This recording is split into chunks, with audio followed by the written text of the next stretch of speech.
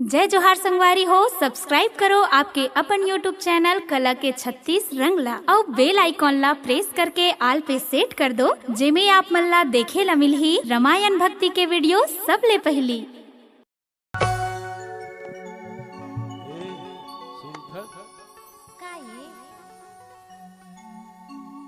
हमार बबई गांव के तीर में छोटे से गांव है रक्से, यहाँ के बाजार होते ते जैन खाबे और जैन लेबे वो सब मिलते। इकर से दिक्कत हो का कही था?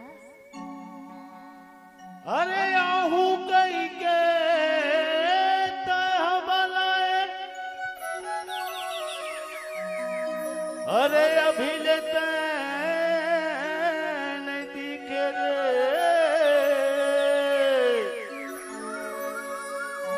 अरे का बताओ ये मोरे रानी,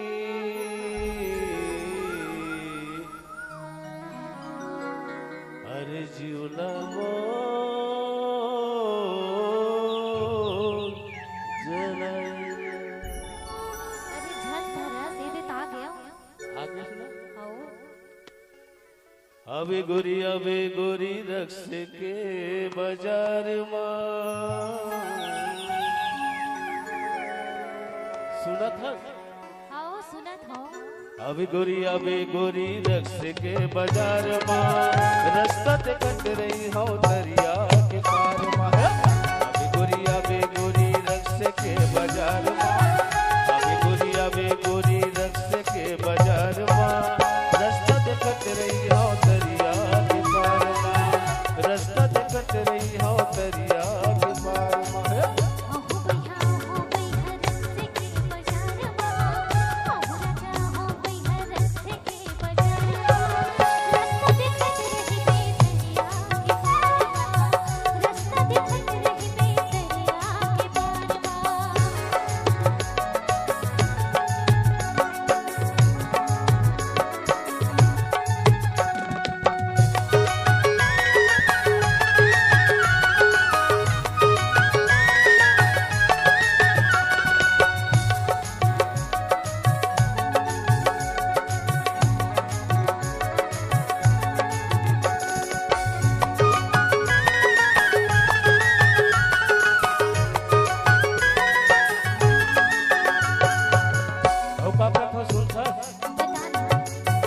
मनोज के हाटन ले कर हूँ इशारा, वही करल घूमे जब रानी हमर पारा।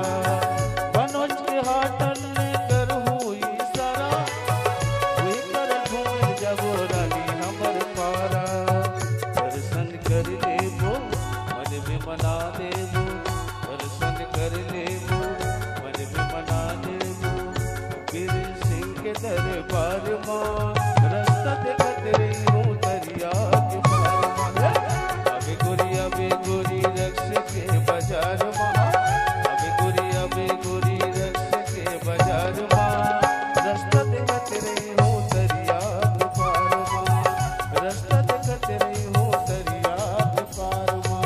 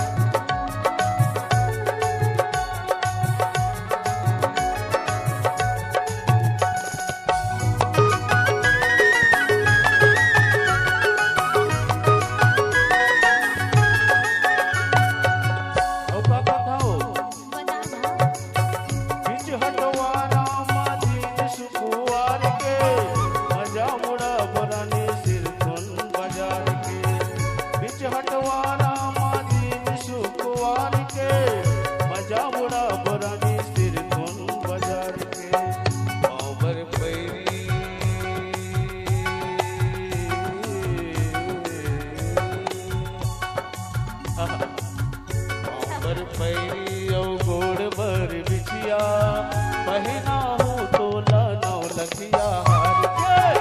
अबे गोरी रक्स के बाजार में, अबे गोरी रक्स के बाजार